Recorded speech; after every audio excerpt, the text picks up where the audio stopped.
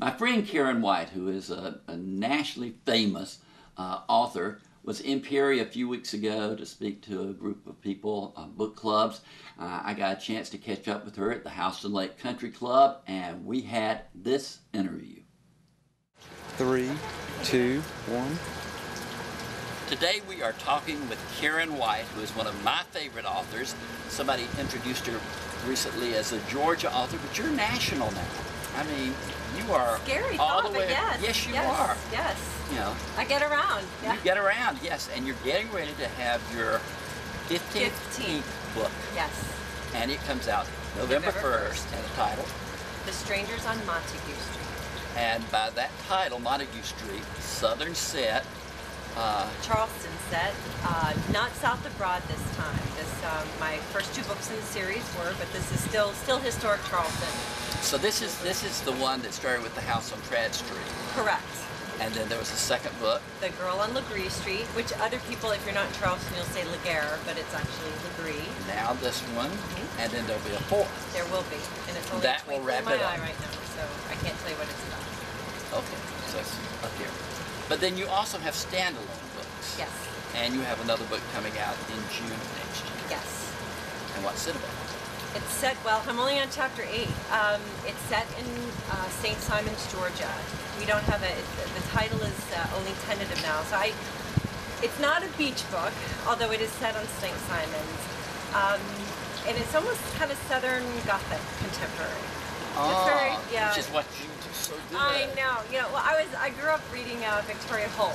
So. Oh my gosh. Yeah. And so, Phyllis Whitney. Yes. Those were the contemporaries yes, right there. Yes. Oh Love my them. God. So that's how I bit I bit my reading teeth on those, or whatever it's called. Cut my reading teeth on Victoria Holt and the Gothic. So.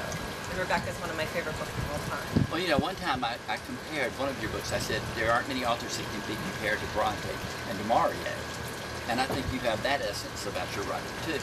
Well, yeah, I try to. I've always been attracted to books with lots of atmosphere in them, so I think it's only natural that I try to write books with a lot of atmosphere in them. For me, my settings are always a primary character. But Karen, you must just be a sponge, because there is so much in your books about atmosphere. You know, places, settings. You know, you know what the weather is. You know what the lay of the land is. How do you do that?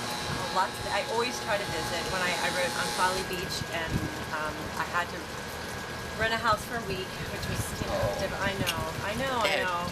So, and I visit Charleston a lot for the Charleston series, so that I can eat at the restaurants and all of that, and really get the lay of the land, because you can look at a map and not really get, oh yeah, there's that cute pharmacy on the corner. Although I will say, I wrote The Beach Trees, which is set in Biloxi, New Orleans. Now, I knew New Orleans from the 80s because that's where I went to college, but I didn't know it today. I didn't know that my favorite pastry shop isn't there anymore. Google Earth, you plug in an address, and you're right there on the ground, and you can look down and see what the asphalt looks like, and you know what house is here, and it's amazing. Yes, but you've got to have the talent to pull that in. That, and also I think an affinity for some place.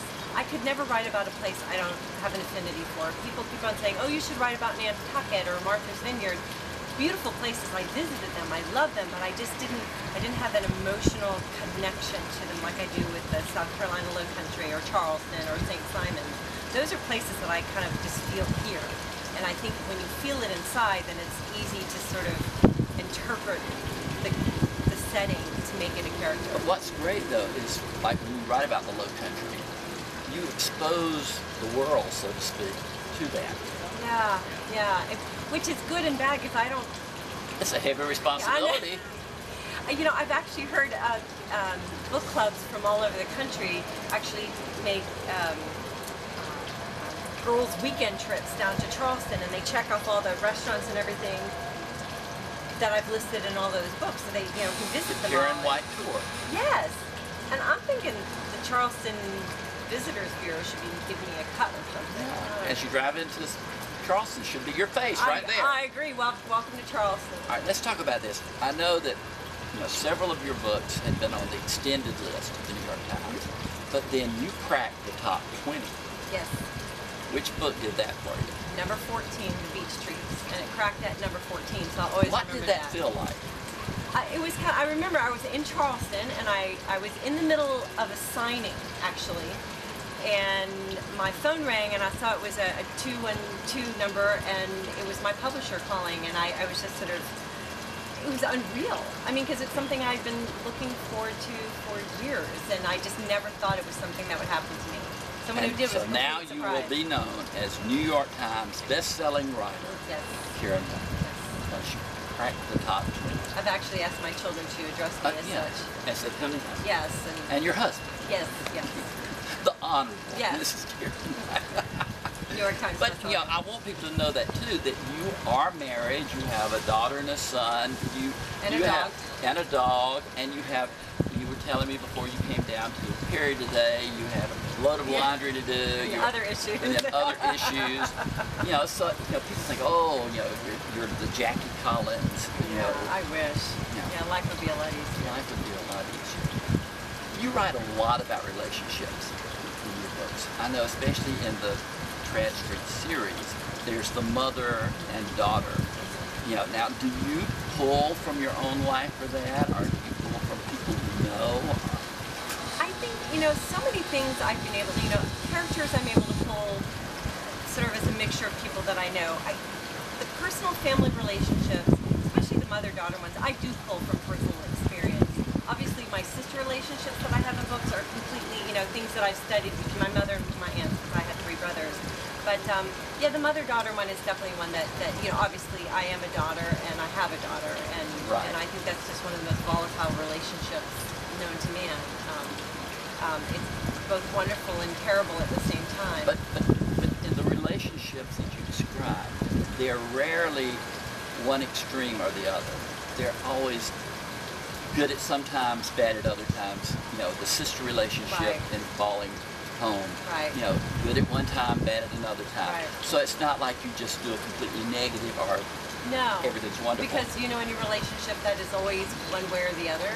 I don't know any relationship between 2 people that has been constant over time. It's definitely a changeable thing, and I try to write realistic situations, realistic characters. I've had writers say to me, the hardest thing to write is the first sentence. Do you just sit down and it just comes to you and you just go with the flow, or? Yeah, and the first sentence is always the first thing that comes, and I rarely have to change it. It's the stuff that comes after it that's the part of opening a vein and just... The first sentence, because everything is like so full of possibility at that point. You can say anything. Once you say that first sentence, the rest of it's like, oh, I've got to live up to the standard of that first sentence. But maybe I'm mistaken, but it seems to me one time you and I were talking and you said something about the book was going this way and then suddenly the character changed it. Oh, definitely. So that does happen. Yeah. And a minor character may come to the front and say, hey, look at me, I'm important. Right, or a character will just step onto the page and become a very important character, like Sophie Wallen in the Trad Street series.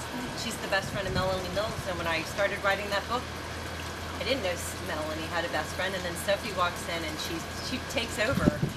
She's just an excellent, excellent character, and she's a lot of readers, it's their favorite character.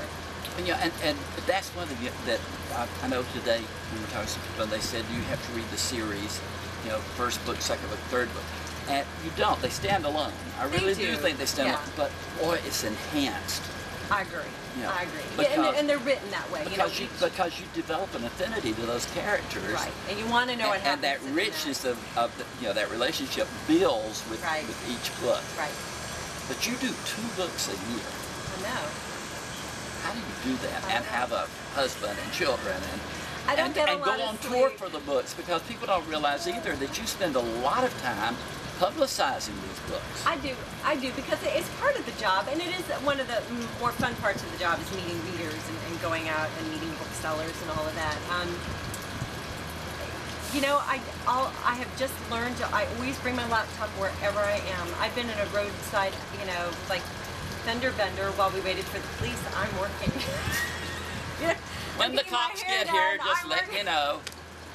I've got a few But seriously, do and I can write it. do you write in long? Oh gosh, no. I type everything. All right, okay. But I have one of the real lightweight, the Mac Air book. Yeah, so Okay. it only weighs 2.2 pounds, and that's why I always have big purses, because I'll only buy a purse if my laptop can fit it. Well, you have had a lot of success. You and I have been friends a long time. Yes. I think the world of you. It's sometimes an awkward situation. No, I can't say it's an awkward situation reviewing your books because they're always so good. Good to hear, since I'm about to send you an advance copy of another one. So. But yeah, I'll always tell you the truth. You know that. I know that. But I but you appreciate are super talented lady. Thank you. And thank you for coming down here. And I'm so glad we got a chance to talk on television. Thank you. I appreciate Ladies and gentlemen, Karen White. Thank you. Okay, folks, just a reminder, that book is The Strangers on Montagu Street, and it's out this week.